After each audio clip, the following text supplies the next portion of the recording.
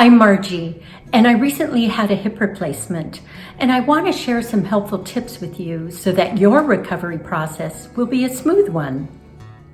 This video will show you a list of things to do ahead of time to make your transition from the hospital to your home an easy one. It'll prepare you beforehand so that you can focus on the main thing, a speedy recovery. So let's get started. Here's a list of things to do. Number 1, assess your current situation. Number 2, get necessary items. And number 3, set up your staging area.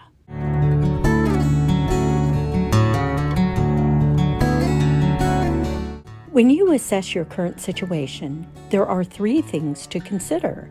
The first question is, where will you spend most of your time? Upstairs or downstairs? In your bedroom? In a recliner by the TV? You'll want to choose a spot that is comfortable and versatile, a place that has easy access to things nearby and to things that will entertain you while you rest and heal. Here's the next question to ask yourself. Is your area close to the bathroom? You'll need your main area to be close to a bathroom with easy access, especially in that first month after surgery. Here's the third question to consider. Is your bed or chair appropriate for post-surgery? Try testing out the chairs you already have. Are they easy to get in and out of? Do they swivel or rock? Are they too low and soft? Are they comfortable? What I highly recommend is to either rent a chairlift that reclines or buy one. If your doctor can prescribe one for you, you might be able to get it tax-free. Of course, this depends on where you live and if your location honors prescriptions for medical equipment. Some insurance companies might also cover medical equipment, so it's worth looking into. I ended up buying my own for a low price and it was tax-free. Here's why I recommend a chairlift. It'll help you ease into a standing and sitting position, especially for that first week. And it reclines into a horizontal position so that you can use it as a bed. And that way you don't have to do any unusual twists and turns like you would getting in and out of a regular bed.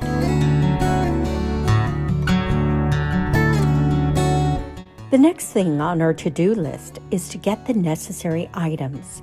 They fall under these 3 categories: tools, clothing, and hygiene items. Let's unpack what I mean by tools. You'll need a walker, a raised toilet seat, a hip kit, shower handles or a shower chair, and a cane. Once again, you can get prescriptions for the walker, the raised toilet seat, and the shower chair for insurance submissions and for tax-free purchases. I got the hip kit on Amazon. These tools will make your life so much easier. But I highly suggest that you practice using these tools ahead of time so that you are familiar with how to use each one. So let me show you some of the items that I got. And maybe you could use them, maybe not, but it's a little bit of advice. The first thing you want to be sure to have is a walker. And you notice how I put tennis balls on it? That will help glide it and you don't have to pay for an extra attachment. Also, we attached a bicycle basket to the rim. That way you can put any type of things that you want on the inside. And do you notice I put a little bungee cord around the outside? That will be used to hold all your necessary tools right here up against the basket. Okay, here's some things that you'll probably need. You might want to get a cane because after you're done with the walker, you're going to need a cane for the next several weeks until you're stable. Another thing is a dressing aid stick. It'll help you with taking clothes off and being able to push it down with this hook. Now this is a very important device. It is a gripper reacher. And that way you can reach things without having to bend, twist, and do strange movements with. So I highly recommend this. Another thing to be sure to have on hand is a shoehorn.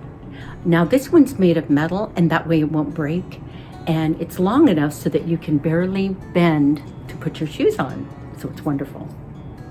You'll need a leg lifter strap. And you notice it almost looks like a leash, but it actually has metal in it, so it keeps its shape. So this is very important because you're gonna need it for the first several weeks. This is very important for bathing. It's a long-stemmed bath sponge, and that will help you scrub your legs when you get to go to the shower. Now this little device is called a sock aid, and it'll actually help you put your socks on. And it's really simple because you pull it with the ropes. You'll put your sock on this end and then grab the ropes, put your little foot in, and voila, you're able to pull up your sock. As you can see, I put all my devices, all my lovely aids, they're gonna help me through this process, in kind of a trash can that's supported by a base.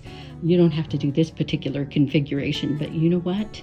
It's my little quiver for all the tools that I'll need during this hip replacement healing process. You also need a raised toilet seat, and it has handlebars to help support you and a nice soft cushion for your bottom because it's going to be sore for a little bit.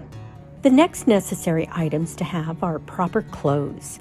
This includes outfits, undies, and footwear. You want to choose outfits that are loose-fitting and comfortable.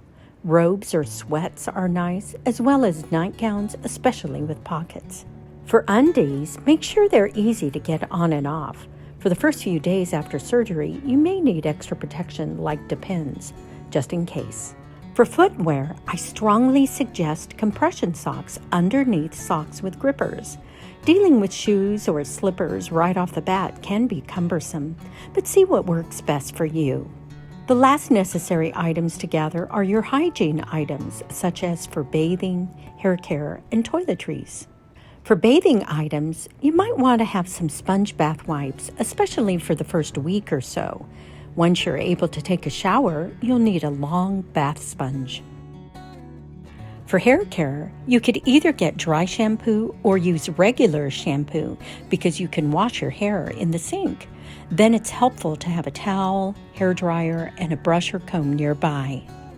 Toiletries can include anything that you want for basic hygiene, such as toothbrush, paste and floss, deodorant, and shaving items if needed.